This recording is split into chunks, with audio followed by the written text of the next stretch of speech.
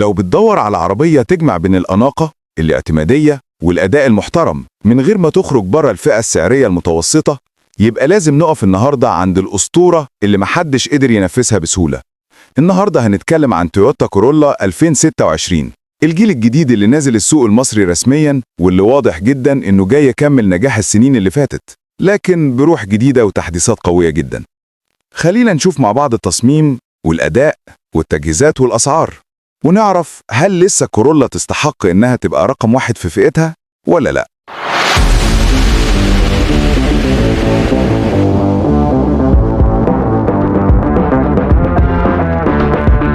المحرك والأداء.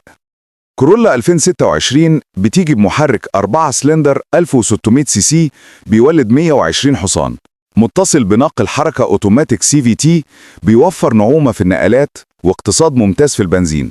التسارع من 0 ل 100 في حوالي 12 ثانية، واستهلاك الوقود كمان ممتاز جدا، حوالي 5.5 لتر لكل 100 كيلومتر، وده رقم يحطها ضمن العربيات الأكثر توفيرا في فئتها. يعني سواء بتسوق في الزحمة جوه المدينة أو على طريق السفر، العربية هتقدم لك أداء متوازن جدا بين القوة والتوفير. من جوه، كورولا 2026 بقت راقية أكتر من أي وقت فات.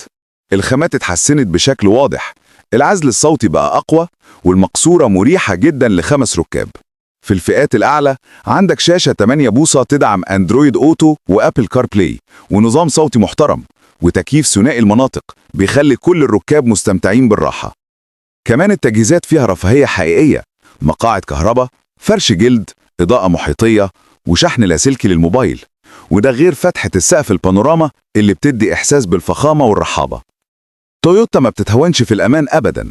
كورولا 2026 فيها وسائد هوائية أمامية وجانبية، ونظام ABS و ABD لتوزيع الفرامل، ونظام ASP للثبات الإلكتروني، وكمان مساعد صعود المرتفعات، مراقبة ضغط الإطارات، كاميرا خلفية، وحساسات ركن أمامية وخلفية. أما الفئات الأعلى تجهيزاً فبتضيف حاجات احترافية زي كاميرا 360 درجة، مثبت سرعة ذكي، وتنبيه مغادرة المسار. يعني فعلياً مستوى الأمان هنا بقى قريب جدا من الفئات الأعلى سعراً في السوق. الشكل الخارجي بقى أكتر جرأة وانسيابية. الخطوط الديناميكية بتدي العربية مظهر شبابي ورياضي، والجنط 17 بوصة مكمل الشكل العصري اللي يخليك تحس إنك راكب عربية أغلى من سعرها الفعلي. الأسعار الرسمية في مصر: أكتيف ب1,300,000 جنيه، كومفورت ب1,400,000 جنيه، سمارت ب1,500,000 جنيه، سمارت بانوراما ب1,600,000 جنيه. وحجم الشنطة كمان محترم جدا، 470 لتر، يعني عملية من كل الاتجاهات. بصراحة كورولا 2026 مش مجرد تحديث بسيط، دي عربية نضجت جدا وبقت بتقدم تجربة متكاملة في الفئة دي. اعتمادية تويوتا لسه موجودة، والتحديثات خلتها تواكب المنافسين اللي بدأوا يضغطوا جامد في الفئة دي. قولولي في الكومنتات، هل تشوفوا كورولا لسه تستحق تبقى رقم واحد في فئتها؟